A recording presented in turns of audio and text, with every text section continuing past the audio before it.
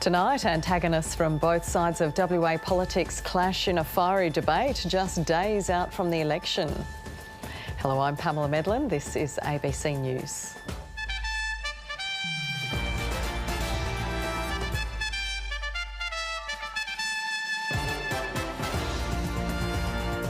Tropical cyclone Alfred slows as it approaches the Queensland coast, now expected to cross early Saturday. A plea for urgent help for rough sleepers amid WA's worsening housing crisis. And Donald Trump issues a final warning to Hamas to release all hostages from Gaza.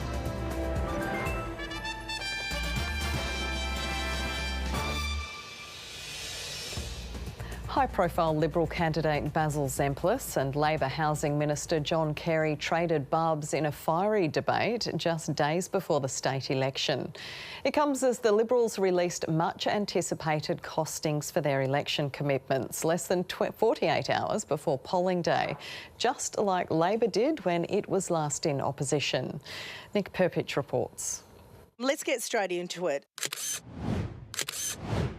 No love lost between these political antagonists. Basil, hear him out and then respectfully, respond. it's about giving me an opportunity to have a say. I can see you're You've getting had 8 years, friend. Okay. The debate veering towards an episode of Faulty Towers at times. Under the previous Liberal government... But how long are we going to go back to the previous Liberal government? Basil. John, that was 8 years ago. Basil... And this observation on the Liberals' long-awaited election costings. Not a single person of either persuasion or independence or Greens has said to me, where's your costing? Nevertheless, they've now revealed their election commitments would cost just over $4 billion. But with some $620 million in savings identified, the Liberals say the net impact on debt is $3.4 billion, virtually the same as Labor's. The Liberals' costings were conducted by former top public servant Peter Conran, who ran former Liberal Prime Minister John Howard's office and was a top advisor to former Liberal WA Premier Colin Barnett. But the Liberals have defended his independence. If you rise to the heights of the public service that Peter Conran did, vast experience, enormous reputation. So no, I think that would be a slur on his reputation to suggest he's biased in making decisions. 4 years ago, the Liberals' costings amounted to just adding them up, but even struggled with that. I'd have to check the policy to see what the cost is. Well, I don't have it in front of me right now. This time, they say the rationale for the cost of each policy has also been checked. It was a PowerPoint presentation that was added up by a Liberal Party mate. That was a sham process. Also critical of the $5 billion the Liberals have initially allocated for their promised rebuild of Royal Perth Hospital. That's less than they're committing to our underfunded Royal Commission into Health.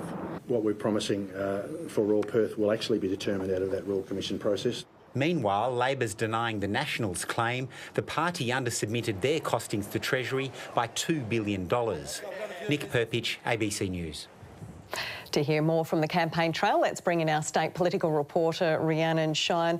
Rhiannon, none of the parties are getting a smooth run in the dying days of the campaign. No, that's right, Pamela. I mean, for Labor, today was supposed to be all about tearing apart the Liberal Party's long-awaited costings, and they did have a fair crack at both the Liberals and the Nationals' costings.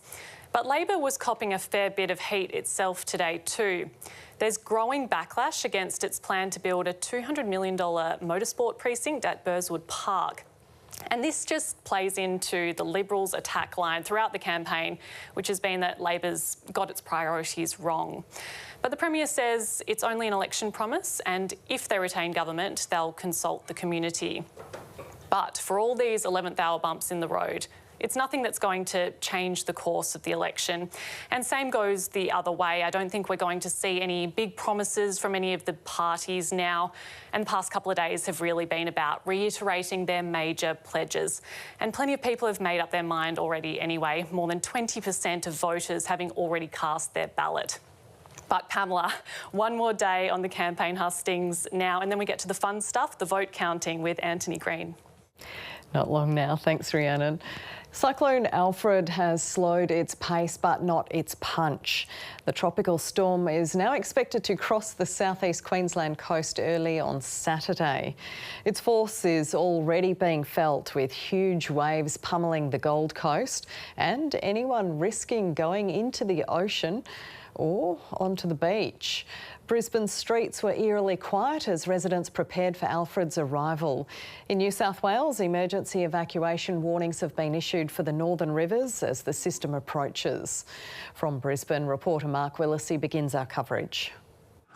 The Category 2 system may have slowed, but Cyclone Alfred is not losing its punch. Surging surf on the Gold Coast, wiping out anyone reckless enough to put themselves or their cars in their path. Record-breaking waves have already been clocked, one over 12 metres high. No way! The already slow-moving system doubled back momentarily last night, delaying its arrival.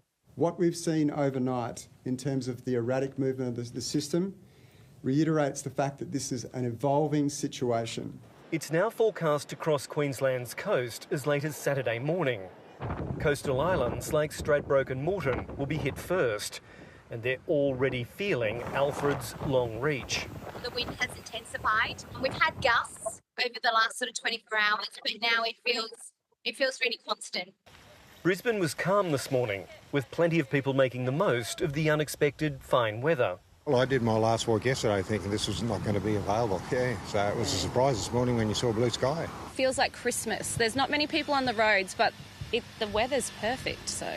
The CBD was a ghost town, as many followed the advice to stay home. It just seems to be taking so long to get here. All you're hearing is Alfred, Alfred, Alfred. It's kind of like COVID, and you just kind of want it to move on and we can deal with it. Airports made the call to close. The last flights in or out this afternoon, ahead of expected strong winds and intense rain. This is significant rainfall that won't only cause flash flooding in the areas that, of the most impacted areas, but prolonged riverine flooding, and it's important that we are now preparing. On the shores of Moreton Bay, hundreds of homes are at serious risk of inundation. This place, when it gets heavy rain, it's coming before, so we're expecting it to be even worse. We are going to cop it. It's just a matter of how bad. The wind is really starting to pick up now at Brisbane's Moreton Bay, and if we swing around here, you can see that just 30 metres from this shoreline is a facility housing this community's most vulnerable. There are 80 nursing home residents there, and speaking to the people who run this facility, they say at this stage there is no plan to evacuate the residents. Health authorities insist it's not predicted to flood and is safe for both patients and staff. Wherever possible, you don't want to move elderly people wherever it's safe to do so. So often it's a case of, can we get them to a higher level? Are we able to have power in place in case there's vulnerabilities with some of their generation at flood levels? Late this afternoon, conditions took a turn. Just the beginning of what Cyclone Alfred will bring. Mark Willesee, ABC News, Brisbane. Reporter Laura Lavelle is in Brisbane. Laura, how's the situation looking there?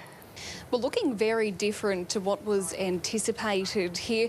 We thought at this stage we'd be talking about a tropical cyclone that was set to make impact within a few mere hours, but that system stalled and the conditions today have been quite mild. They've been kind of yo-yoing between, mild rain, but then heavier rain, stronger wind gusts and then complete stillness as well. It's quite different on the Gold Coast. However, they're definitely bearing the brunt of some of the worst conditions and will continue to bear the brunt of those severe conditions over the coming days and hours as weather starts to deteriorate here in the southeast. But that doesn't mean that people are becoming complacent.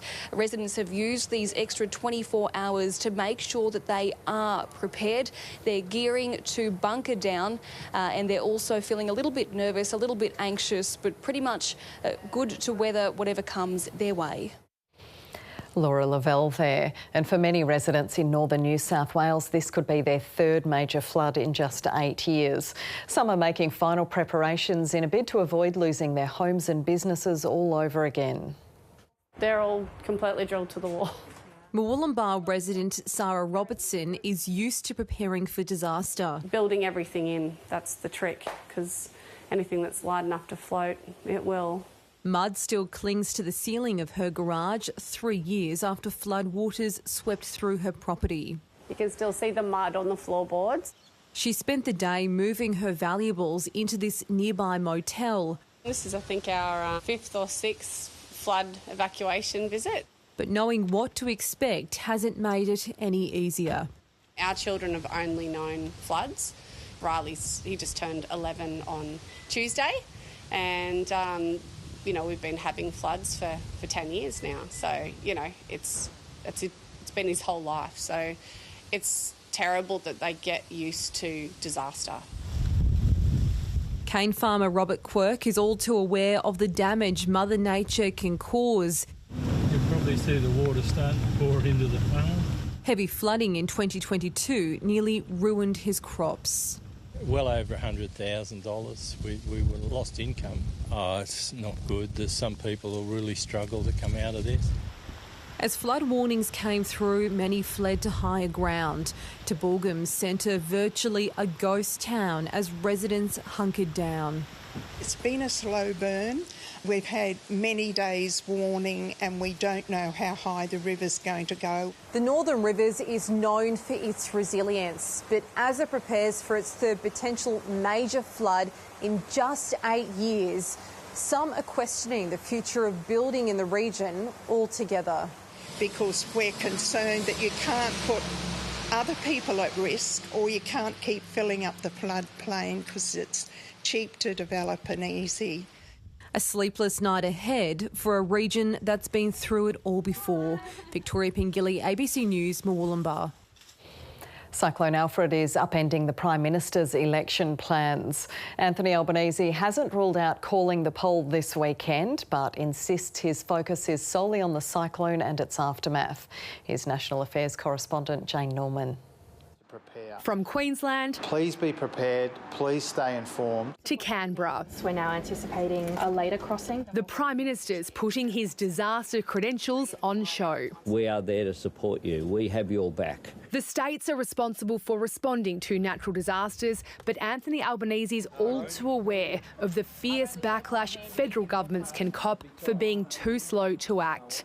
With an election looming, this disaster has an added political dimension. There are no political parties in this process and there are no borders. Council recovery funds have been approved even before the cyclones made landfall.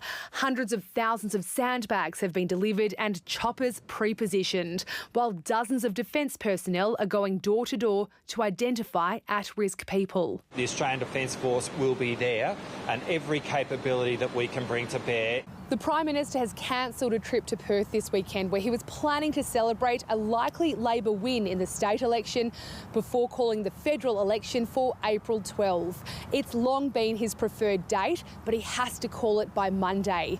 If he misses that window, he could be forced to hand down a budget and go to the polls in May. With the cyclone heading towards his own Brisbane electorate, Peter Dutton has argued now's not the time to call it. I think it's really the occasion for the Prime Minister to be governing, not campaigning. But those comments have raised eyebrows because the night before, he was nowhere near Brisbane. As revealed in the Australian Financial Review, the opposition leader had flown to Sydney for an event, followed by a political fundraiser at the harbourside mansion of billionaire Justin Hems. That'd be disappointing if it's true. I'm not sure if it is. I think that's for Peter Dutton to explain. Privately, some Liberals think so too. Jane Norman, ABC News, Canberra. WA's major parties have made significant pledges to address the state's housing crisis ahead of Saturday's poll, committing hundreds of millions of dollars if elected. But in Perth's southeast, where suburbs are bursting at the seams and homelessness is rising, many are pleading for help right now. Cereals, coffee. This has been Stuart McClellan's daily routine for the past 2 years, packing food and essentials. That should be it for the day. And driving across the Shire of Serpentine Jarrahdale in search of people in need. But he doesn't have to look far. We're in a suburb called Whitby. This is a popular area for homeless people. The Shire is one of the fastest growing communities in the country. But with a lack of affordable housing and services struggling to keep up, more people are doing it tough. We think we are helping by giving them the food, but they suffer all the time because they're so stuck in their position. And our role we see for ourselves is to get them out of that hole. We give a hand up, not a hand out. It's that hand up rough sleepers like Neil depend on. Actually, that's really nice. I might have that tonight. The 50-year-old lost everything when his relationship ended a year ago. This has been his home since. I've reached out to as much people sort of within even the government itself to sort of knock on the door and say, hey, you know, look, we need some help here. You know, this is not normal. Nearby in the city of Armidale, community organisations are also under pressure. It's now professionals who just simply cannot afford to stay in housing, to continue to meet their commitments in terms of, rent, payments and mortgage. Both Labor and the Liberals have made significant housing commitments ahead of the state election. But in Perth's southeast, the crisis is immediate. So if I go on a scale of 1 to 10, with 1 being very good and 10 being the worst, I'd put my finger in the 10. I think it's not got as bad as it's going to get, but everywhere is at capacity. It's so important. The government needs to know that their people are hurt, you know, and that needs to change. A change these communities are desperately relying on. Tabara Koljarud, ABC News. More on the cyclone coming up on 7:30 when Sarah Ferguson interviews the Defence Minister Richard Marles. Plus, hear the pitch from the party leaders ahead of the WA election. Only WA Labor will provide that experience and tested leadership. We've got a government that's lost control. Premier Roger Cook has illustrated he is completely out of his depth. The US president has warned Hamas of hell to pay if it doesn't release all remaining hostages in Gaza. It came after the White House revealed it had dispatched an envoy for talks with the Palestinian militant group. A new military chief with the same message for the nation. We will not forgive or forget. This is a war of survival. We will continue the campaign to return our hostages and achieve victory. As he spoke, hundreds gathered at kibbutz near Oz, where Ohad Yahalomi, kidnapped nearly a year and a half ago, was laid to rest. Since October the 7th, it seems the clouds of darkness have been creeping in and covering every good corner. Ohad's body was returned from Gaza as part of the first phase of the ceasefire deal that has since expired. As negotiations stall over the future of the agreement, the US president issued what he called a final warning, calling Hamas sick and twisted and demanding they release the hostages now or there'll be hell to pay later. His comments coming amid reports the US had met the group in secret, breaking with long-standing protocol not to negotiate with terrorist organisations. The special envoy who's engaged in those negotiations does have the authority to talk to anyone. Israel was consulted on this matter. In the war-ravaged Gaza Strip, food security is worsening. The UN has called on Israel to lift its blockade on aid, in line with international law. And to allow and facilitate the safe, unconditional, massive and unhindered delivery of humanitarian aid at scale. Hopes for recovery are short-lived as the future of the deal hangs in the balance. Eric Twarchek, ABC News. French President Emmanuel Macron has warned Europe is at a turning point in history as fears grow about the future of Ukraine. The White House has announced it's cutting off intelligence sharing with Kyiv, while reportedly holding talks with some of President Volodymyr Zelensky's top political foes. It comes as EU leaders prepare for emergency talks. Europe correspondent Mazoe Ford reports from Brussels. A powerful message unfurled in Belgium's capital. Protesters calling for the seizure of frozen Russian assets to bolster Ukraine as EU leaders prepare for an extraordinary summit in the face of Moscow's aggression. La menace revient à l'est. The threat is returning to the east, and the innocence of the last 30 years since the fall of the Berlin Wall is now over. The French president is standing firmly with Kyiv and warning of a new era for Europe. Que la Russie d'aujourd'hui s'arrêtera. Who can believe that the Russia of today will stop at Ukraine? Russia has become a threat to France and Europe. After last week's fiery Oval Office clash, the United States is now suspending intelligence sharing with Ukraine, on top of halting much-needed military assistance.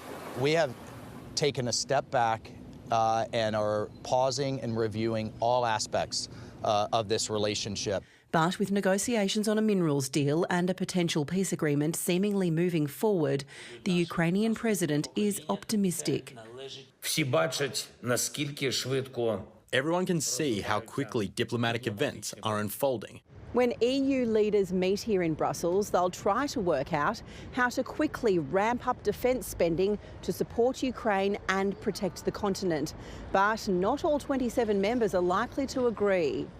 Hungary's Prime Minister Viktor Orban is pro-Trump and friendly with Russia and may refuse to sign a joint declaration backing Kyiv.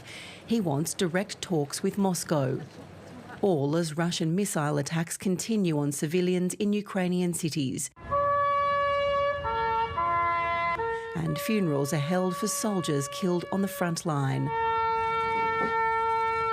Another hero honoured as his country fights to survive. Mazoe Ford, ABC News. The latest peek inside Australian households shows since COVID-era financial support ended, income equality has risen substantially.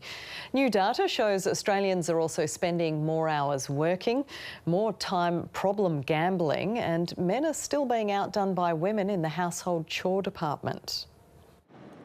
News just in, the rich are getting richer, while younger people are facing increasing obstacles like HECS debt and housing affordability. We're seeing that wealth is increasingly concentrated amongst older households. A yearly university study has followed the same 17,000 people for more than 2 decades. It reveals inequality between the haves and have-nots is at a 20-year high. More than 6% of women and nearly 13% of men are high risk or have suffered consequences because of problem gambling. And on the home front, men are not doing any more housework than they were 20 years ago, despite women spending more of their time at work. You might have expected that that would therefore translate to a more equitable distribution of the housework amongst couples. And we haven't really seen that. My son will tell you that he does a lot, but he actually doesn't. I think most women do most of the work. I think men could probably do a bit more. My father didn't do anything. My stepmother did everything. I do a lot. Men tend to believe they share the load fairly, but women are still doing close to 50% more housework than men. Women especially are citing an unhappiness with this life-work balance that is really causing stress. There is no aphrodisiac quite like men doing their fair share of household work. Solving the generational inequality gap is no easy fix and requires major changes to taxation, housing supply and the availability and cost of childcare. Daniel Ziffer, ABC News. Australian tennis great Fred Stolle has died at the age of 86. The Sydney-born Stolle won the French Open in 1965 and defeated countryman John Newcombe in the final of the 1966 US Open. Nicknamed fiery for his competitive nature, Stolle also won 17 Grand Slam doubles titles. After his playing career, Stolle was a tennis broadcaster with several networks, including the ABC.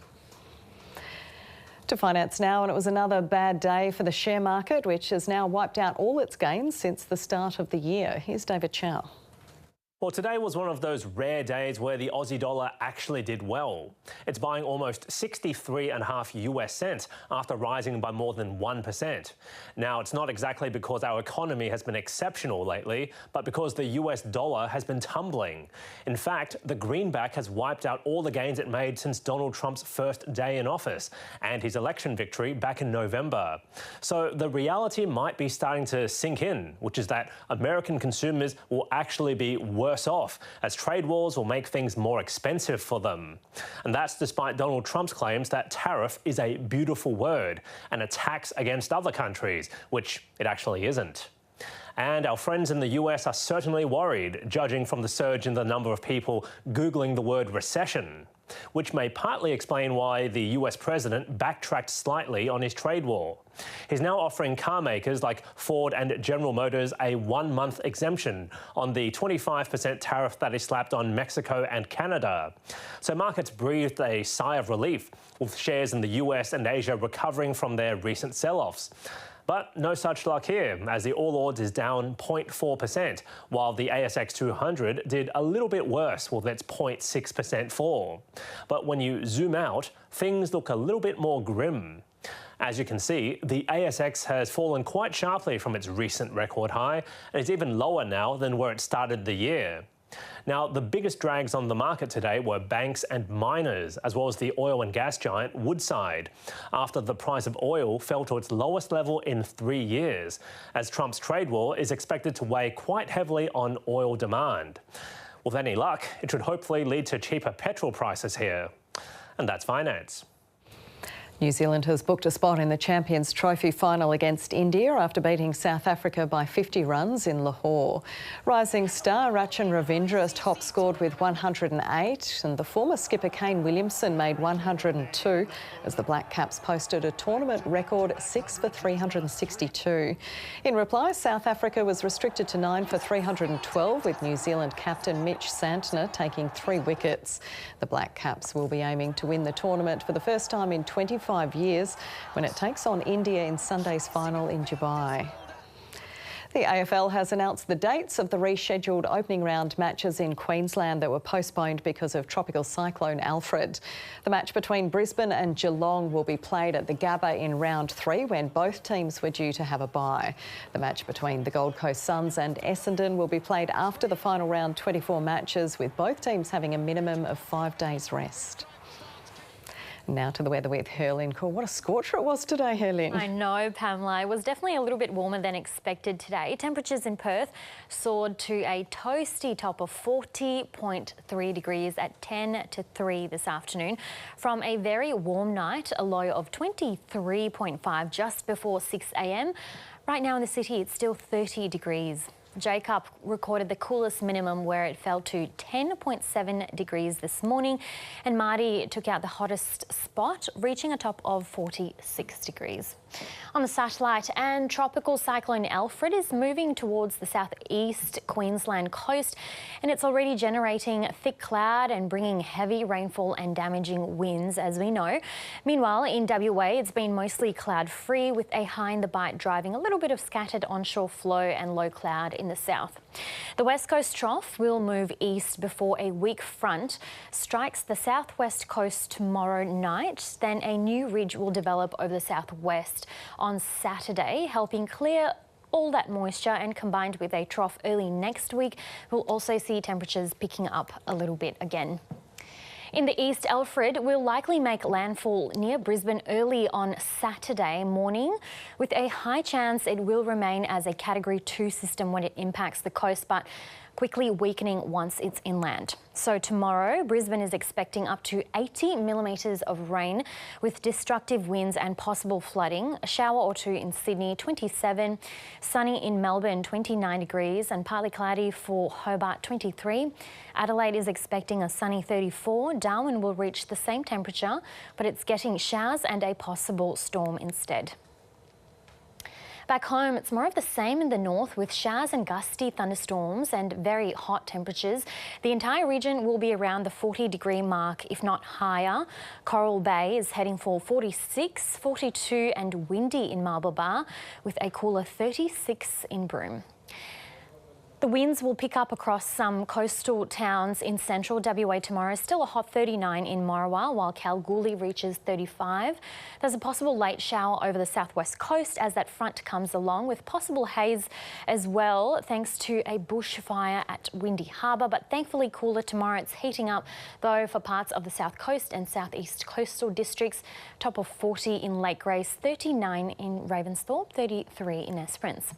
In Perth, still heading for a warm night, down to 20 degrees, but reaching a much cooler top of 29 tomorrow. On the local waters, winds will be south to southwesterly up to 20 knots. The sun rising at 11 past 6, setting at 6:46.